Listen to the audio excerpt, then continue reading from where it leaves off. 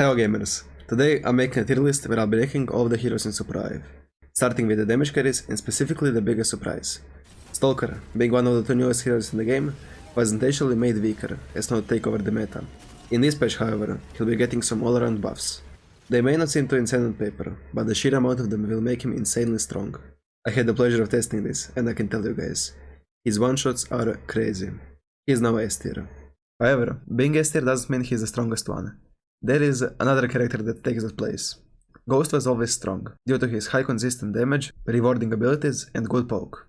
The laser-like damage from LMB is very simple and straightforward, but still somehow insanely strong even in the top lobbies. He is not often seen that way, but I believe he is a perfect character to learn first. S tier. Talking about good to learn first, the next only possible hero to rank is Shrike. She is a beast among the newer players, but over a very short amount of time she starts becoming very easy to outplay. Realistically, I would put her in C tier, but the scars from when I started playing are just too deep. There are also some gamers very good at predicting and aiming shots, so I'm putting her in B tier. Shrike's probably sister or something, mid, is next on the list. She recently experienced a rework that made her easier but weaker. Mid is still a complex character that does a lot of range poke and even more damage in short range. She can also go through walls and has a lot of ways to keep herself alive. She is definitely B tier. Last patch, every part of Jules' kit was very heavily nerfed. Realizing how weak she was, literally all the bad changes were reverted, and the good ones stuck. No more getting smacked while mid-air, no more taking guaranteed damage to deal some herself, and no more 71 damage rate must button with best items versus no armor. Even though by balance she is perfection, S tier, her strength is a solid B tier. Finally we're left with the two high skill, high impact heroes. Brawl and Flex are both short ranged dashy characters, with enough tools to kill enemies in a short amount of time. Brawl got some nerfs in damage and some buffs in movement. This won't really impact his overall strength, so I'm putting them both in A tier. This is it for the damage carries, and now we are moving on to initiators. Bishop is a very unique hero. This patch her normal attacks are becoming insanely hard to miss, and the new system of leveling is being tested on her. Essentially, instead of the gradual increase in stats, she now gets big power-ups in one specific stat. She used to be very hit or miss, due to her smack ability, but now not so much. Her poke is great, and even though I'm putting her in B tier, she is very close to A. Kingpin, the other tankier initiator, is surprisingly similar to Bishop, due to the hit or miss nature of his hook. He also has some very strong combos such as his signature Q into ult, and is very easy to pilot. Overall, I think having a Kingpin on the team is more of a weakness than a strength, because it makes the whole team play around his hooks. It is a very spammy playstyle that I believe is overshadowed by the other heroes. The meta seems to be rough on initiators, due to how strong the other roles are, so I'm putting Kingpin in the F tier. Supports on the other hand are in a pretty good spot. Eluna and Zeph are both insanely useful to have on a team, as they keep their teammates healthy and alive.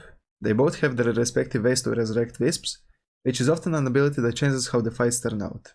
There is something just too OP about a Brawl killing two enemies and then a random Eluna jumping in and out like a tactical ambulance. I may be biased towards Eluna, but I think her ability to pick up Wisps is just too useful. She also has two healing abilities and a ground, that is also a zoning ability, while still having two dashes. I'm putting both Eluna and Zeph into A tier. Next ones are the frontliners. Felix is getting some nice buffs. His abilities now boop enemies, which may not be too strong, but makes Felix a lot funnier to play. A bigger part of his buff is the damage on his ult being doubled.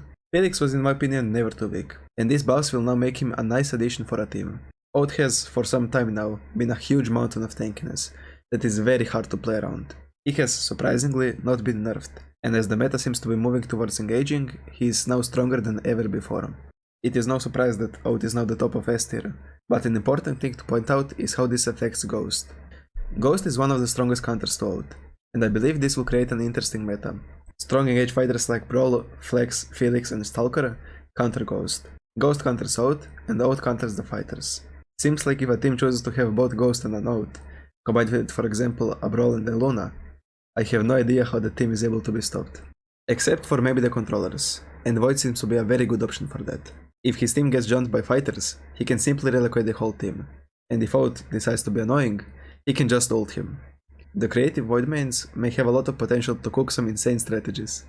The weakness of Void though is the fact that he cannot really play alone, and requires a synchronized team to work. The Void player also has to be very familiar with his kit, in order to be at least a bit impactful. For the top 5 Void mains, he is A tier, but for us, 99% of people, he is a solid B tier. Gunner is also a fun character, with his ability to zone off enemies. He also has a strong ult that counters Brawl and Felix, but not really anybody else. Very niche character that can easily be outpoked, outflanked, and outplayed. F tier. And the last one on the list is Celeste. She was for a long time a must-have on a team. Lately, however, people have discovered some strategies to take advantage of her kit. For example, her ult may be stronger with hits, but you can just walk out of it and wait till it goes off. Me, a Jewel main, often follows her ult with a combo of my own, and if that doesn't kill her, my team will. This being said, she is still a very mobile character with good poke, so in my eyes, she is a solid A tier. Thanks for watching. If you disagree with anything, the comments are a nice way to share your opinion. I love feedback even if it's negative. See ya in the next video. Bye.